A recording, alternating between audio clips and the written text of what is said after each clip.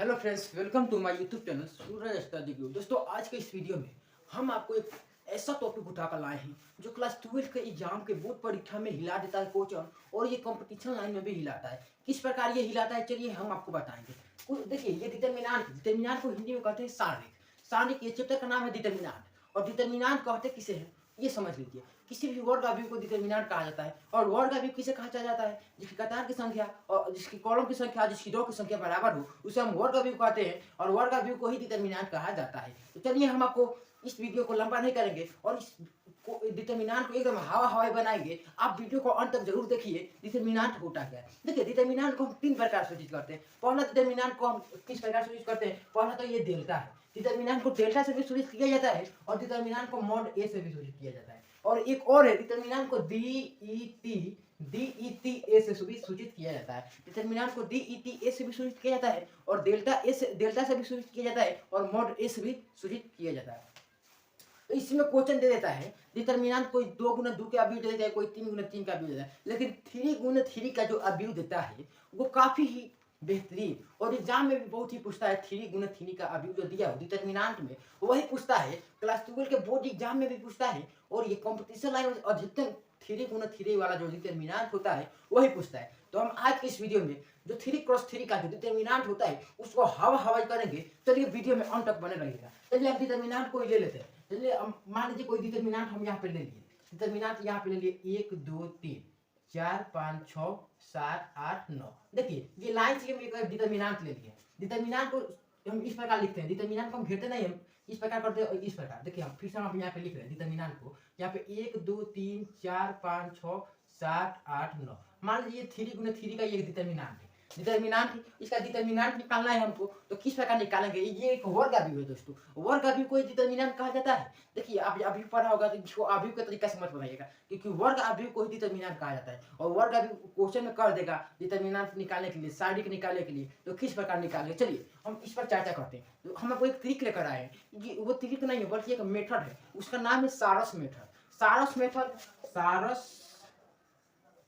Method उसका नाम है। और सारस मेथड से हम आपको बताएंगे, एकदम चुटकी में हल होगा, और हंसते हंसते उसको लिखेंगे। चलिए, हम सारस मेथड से आपको बता रहे हैं। देखिए, सबसे पहले हमको इसका निकालना है, तो मॉड ए का मान निकालना है। जबकि आपको सवाल में ये देगा, तो आपको खाली सिर्फ ये अवयव देगा, तो अवयव की जगह पर देखिए आप बराबर में या तो मॉड ए लिख सकते हैं, या तो डेल्टा लिख सकते हैं, या तो डीईटी ए लिख सकते हैं। तो यहाँ पे मॉड ए लिखा है, या तो आप डेल्टा ए भी लिख सकते हैं, या तो डीईटी ए भी लिख सकते हैं। अरे, कंपटीशन में तो लिखना ही नहीं पड़ेगा आपको, एकदम डायरेक्ट बनाकर वो ऑप्शन दे देता है। ऑप्शन आपको टिक लगा देना है। लेकिन बोर्ड एग्जाम में जो लिखना होता है, तो इस तीनों में से कोई एक लिखना जरूरी होता है। तीनों में से एकदम विरोध बनाना चाहिए बोर्ड एग्जाम में, तो विरोध बनाते रहिएगा। चलिए, यहाँ पे हम आपको बता रहे हैं। देखिए, डिटर्मिनेंट ये आपको बता कि तीन प्रकार से सूचित किया जाता है। अब चलिए, डिटर्मिनेंट अभी देखिए यहाँ पे इसको बनाना है। तो सबसे पहले हमको सारस मेथड लेकर आए। सारस मेथड को किस प्रकार बनाएंगे? चलिए, सबसे पहले हमको क्या करना है, 1 2 3 लिख देना।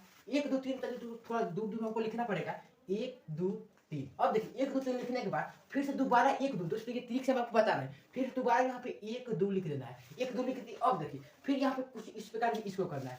4 5 6, फिर से 4 5 को लिख देना है। देखिए, शुरू में 1 2 3 लिखे थे, फिर दोबारा 2 अंक शुरू से फिर लिख दिए, फिर उसी में किए यहाँ पर भी किए 4 5 6 लिखे, फिर दोबारा से 4 5 लिख दिए। कुछ इस प्रकार भी इसमें करना है। तो 7 8 9 और फिर 7 8 लिख दिए। इतना आपको लिख देने के बाद देखिए कुछ करना नहीं है।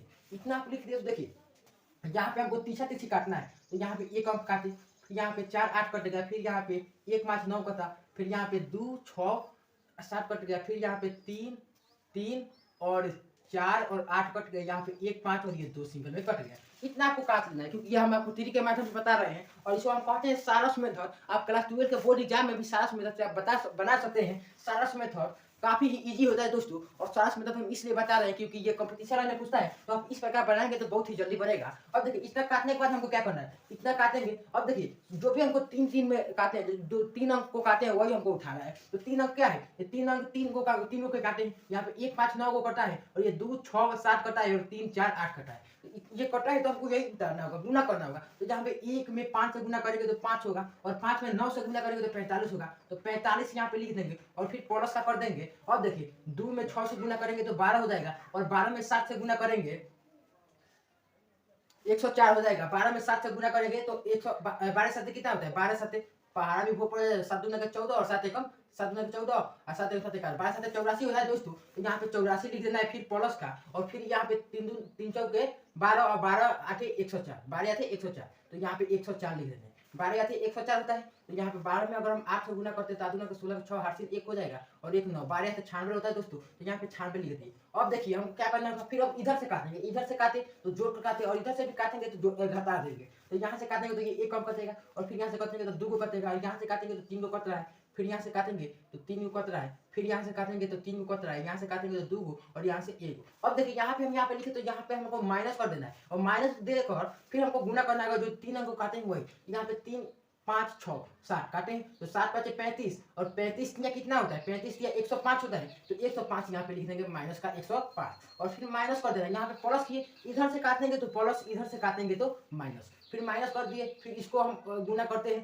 तो 8 6 48 हो जाएगा, और 48 से कम 48, तो फिर यहाँ पे माइनस का 48 लिख देना है। और फिर हमको कुछ इस प्रकार ही इसमें भी करना है, यहाँ पर भी 3 अंक थी तो 9 चौके 36 दूना 72, तो यहाँ पे 72 का फिर माइनस का 72 यहाँ पे लिख देना है। अब इसको हल कर देंगे तो हमारा आंसर तैयार हो जाएगा दोस्तों। अब देखिए सबसे पहले हमको ये प्लस वाले को जोड़ देंगे और माइनस वाले को माइनस में करेंगे। देखिए ये माइनस वाला सबसे पहले हमको करते हैं, तो माइनस का 105 और माइनस का 48, सबसे पहले हमको क्या करना है, माइनस का 48 माइनस का 72 जोड़ लेते हैं। तो माइनस का 48 माइनस का 72 जोड़ेंगे तो यहाँ पे हो जाएगा 120, 120 माइनस का 120 हो जाएगा, फिर माइनस का 120 और फिर माइनस का 105 जोड़ते हैं तो 225 हो जा रहा है, तो यहाँ पे माइनस का 225 आ रहा है। और फिर प्लस वाले को जोड़ते हैं, तो प्लस वाले को जोड़ने के लिए सबसे पहले हम इससे हम जोड़ते हैं, इससे इसको जोड़ लेते हैं, तो ये देखिए यहाँ पे जोड़ेंगे तो यहाँ पे हो जाएगा 190 और 190 200 हो जाएगा, राइट। 200 इसमें हो जा रहा है दोस्तों, 200 नहीं 180 हो जाएगा, क्योंकि यहाँ पे 96 में 4 जोड़ते हैं तो 100 हो जा रहा है, 100 में अगर हम 80 जोड़ेंगे तो 180 हो जा रहा है, तो 180 में फिर 45 को जोड़ देंगे तो 225 हो जाए, तो यहाँ पे 225 लिख देंगे। 225 प्लस का और 225 माइनस का, यहाँ पे प्लस लिखे जाए ना, कोई फर्क नहीं पड़ता,